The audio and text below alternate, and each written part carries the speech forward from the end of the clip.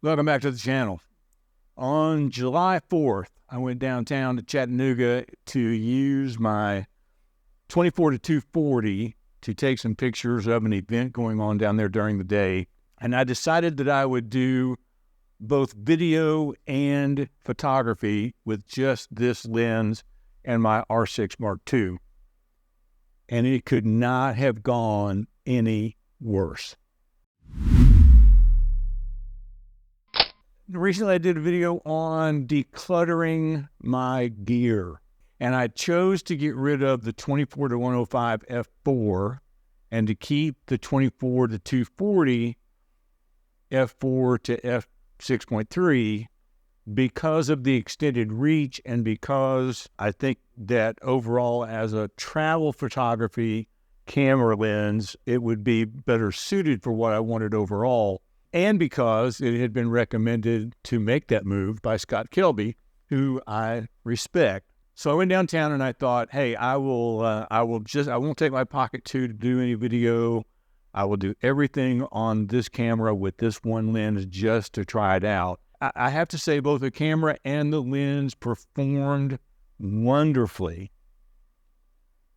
The problem was the photographer. In technology at school, and people that work in computers and stuff anywhere, there is this acronym called PICNIC, and PICNIC stands for problem in chair, not in computer. And in this case, it was problem in chair, not in camera. So let me just give you a few ideas of what happened. So I decided to do a little bit of an intro video. And it turned out fine. The focus is fine, finally. The problem that I did was the sun was so bright I couldn't really see the screen on the camera very well. And I thought that I would be cool to wear my hat and some reflective sunglasses. When I held the camera up and those reflective glasses were on, the autofocus could not find my face right away. So when you look at the video, you'll see that it's totally out of focus right at the beginning. And finally, it thinks, hey, this might be a face. It focuses on me. Bad move. I'm not even going to play that video. I mean, it turned out great as far as the audio and all of that, but it was unusable as the intro to a video because of that focus problem. People would have looked at that and immediately clicked off.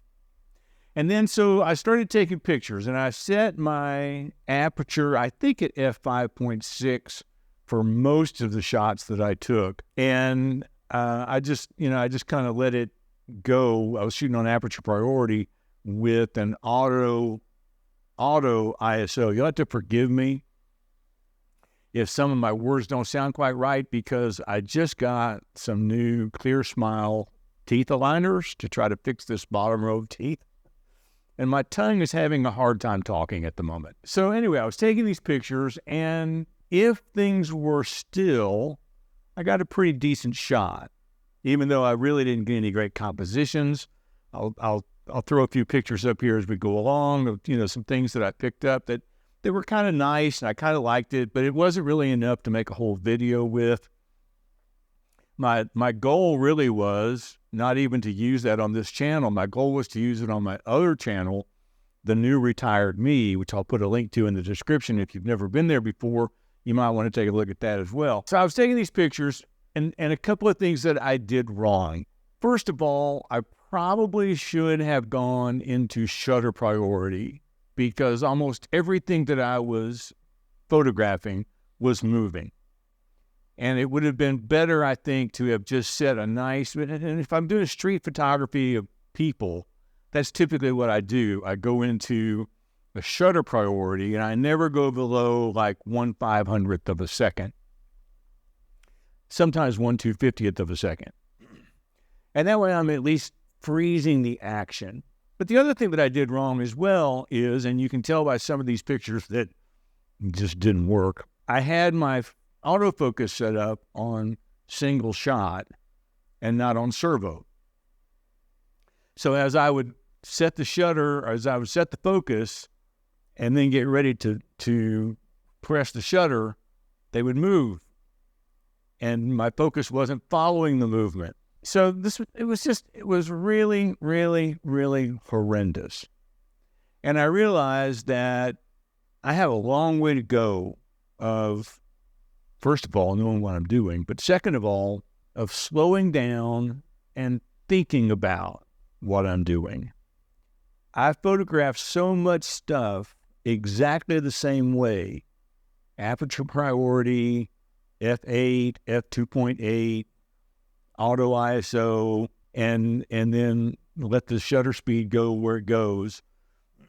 And I do that so often with my camera sitting on a tripod doing landscape photography that I don't think enough about when I'm using my camera just to walk around and take pictures.